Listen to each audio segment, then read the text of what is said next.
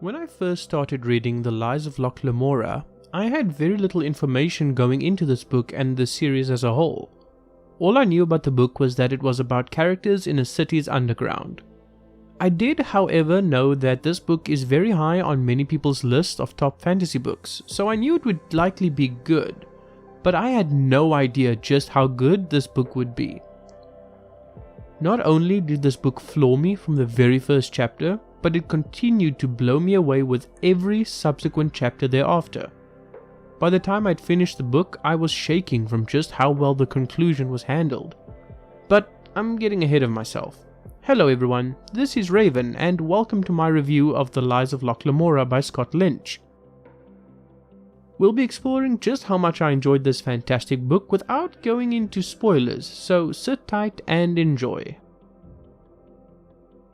Character. Normally when I review books, I found there would be one specific aspect of the books in question that would outshine the rest. In Lies of Locke Lamora, however, each aspect shines so brightly and performs so well that picking the best one isn't really possible. And the characters in this book are no exception. The characters are crafted so well and so intricately that they felt like genuinely real people to me at times. Both Locke and Jean are such vibrant characters that I could probably read a whole book just about the two of them locked in a room together. In fact, all of the gentleman bastards are so unique and endearing in their own way that you can't help but enjoy any moment they're in a scene. I honestly think that the character work in this book has been done so well that I will probably start measuring the quality of characters in other books to the characters in this one. I would give the characters in this book a very well-deserved 9 out of 10. A very high score, yes, but I dare you to read this book and give it a lower score than that. Plot. The actual plot of The Lies of Locke Lamora is, again, a top-notch aspect of this book. I've been yearning for a good story set in the world of thieves and brigands within a single city for a while, and Scott Lynch delivered here in spades. Now, of course, this review is spoiler-free, but I will absolutely be talking spoilers with the subsequent books in their reviews. But in order to keep the review of the first book in the series spoiler-free, I can't really talk about the actual plot details. That being said, please take my word for it that the storyline of this book is phenomenal. Scott Lynch wastes no time in getting us into the world of these thieves and the line of work that they're in. The story goes from strength to strength with every chapter and you're just happily pulled along for the ride. I legitimately lost myself for hours when reading this book, and I think a lot of it has to do with how well the story was written here. So in saying that, I'd also have to give the story a 9 out of 10. And to make myself clear here, I'm not trying to pad the ratings or make it seem better than it was. I'm by my very nature very critical when I read, but when I have a book like this presented to me and I can't even really find a fault with it when I was looking for faults, then I have to be honest with just how much it blew me away. Worldbuilding. I was actually very surprised when I realized that the whole book takes place within a single city. Normally it wouldn't really be possible to present a fully fleshed out world when you limit the setting in such an extreme way. But as it seems to be with Mr. Lynch, he has managed to outperform my expectations for this as well. The city of Kamor is so well realized and vividly explained that it feels like a whole world in and of itself. From the rich noble manners to the seedy underground, the whole city comes to life within these pages. But Scott Lynch doesn't stop there. He also gives us tidbits of world building of other places within this world as well.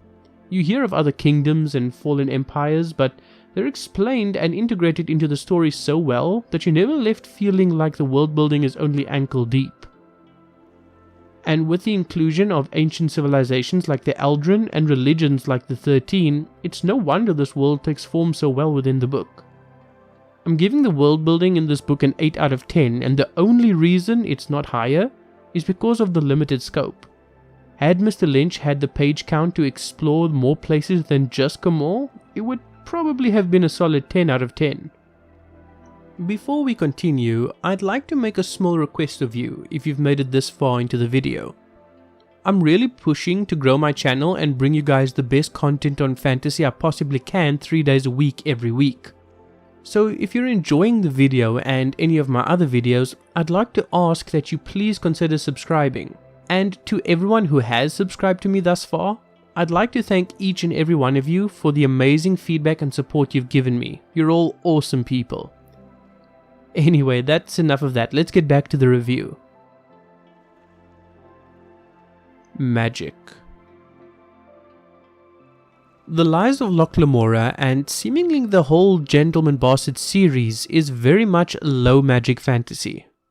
By that I mean that there isn't a lot of magic in the story, and when it does appear, it's more on the softer side of the magic scale.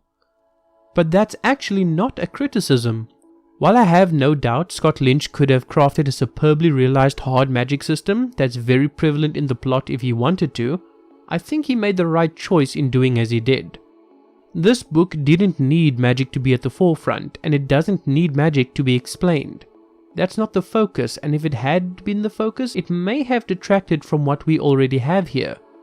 The magic is appropriately left vague and mysterious, and is used sparingly.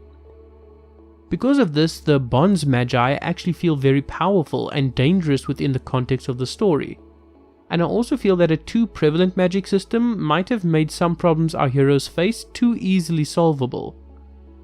Now, before I give my rating, let me explain just how I rate magic systems and the reasons for my criteria. I don't rate the quality of a magic system based on how well it's understood or fleshed out, or even how prevalent it is within the story.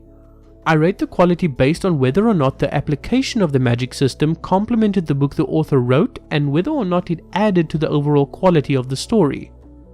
A book that's well written with an overcomplicated magic system would get a low rating here if the magic detracted from the rest of the book in any way, even if said magic system is as well realized as a Sanderson one. A book that's well written with almost no magic system at all would still get a good rating if the bit of magic that there is complements the author's goals.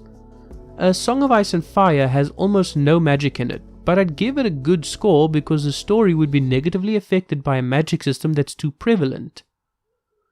It's all about what the author's intent was with implementing the system and whether or not they seem to have created a magic system that fits their story. This is purely because if I didn't do so, certain books would get a bad score for magic just because they're a low magic story, despite the implementation of that magic being incredibly good. And Scott Lynch has absolutely delivered here with his magic system. So I'm giving the magic in Lies of Locke Lamora an 8 out of 10. Very well integrated and complements the story superbly.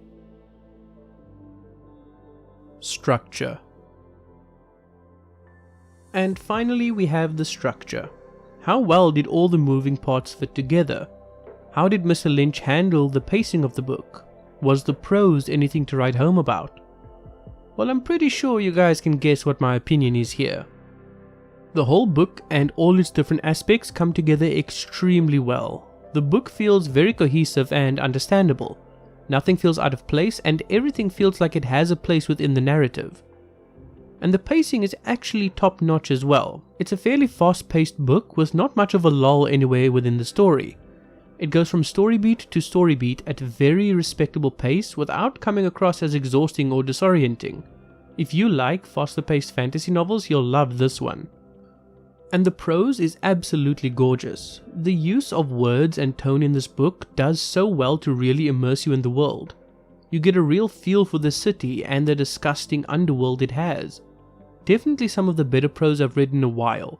Scott Lynch uses prose masterfully in this book without making it too flowery or overly descriptive.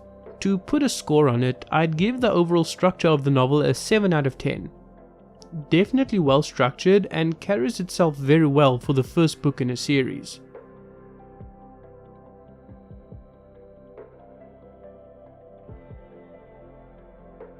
The Lies of Locke Lamora went from a book I knew very little about to a novel I now place in the top 5 fantasy books I've read in the last few years. Perhaps even the top 5 fantasy books I've ever read. If you enjoy well-realized characters, an engaging plot, a detailed and immersive world with a complementary magic system, and you want it all to be written well and working seamlessly together, then look no further. The Lies of Locke Lamora is an amazing book, and I highly recommend it to anyone curious about giving it a try.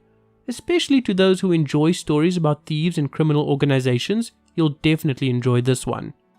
After considering everything and tallying up the scores for all the different sections, I'm very happy to give The Lies of Locke Lamora a score of 8.2 out of 10.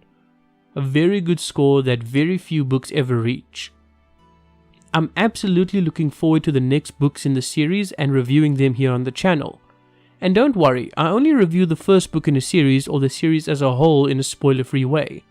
If I do individual reviews on sequels or any others after the first in a series, we'll have full spoiler discussions to really nerd out about it. But as always, this has all just been my opinion. What did you think of The Lies of Locke Lamora? Did you enjoy it as much as I did? Let me know in the comments below and don't forget to subscribe. But anyway guys, thank you very much for watching. This has been Raven and I will see you next time.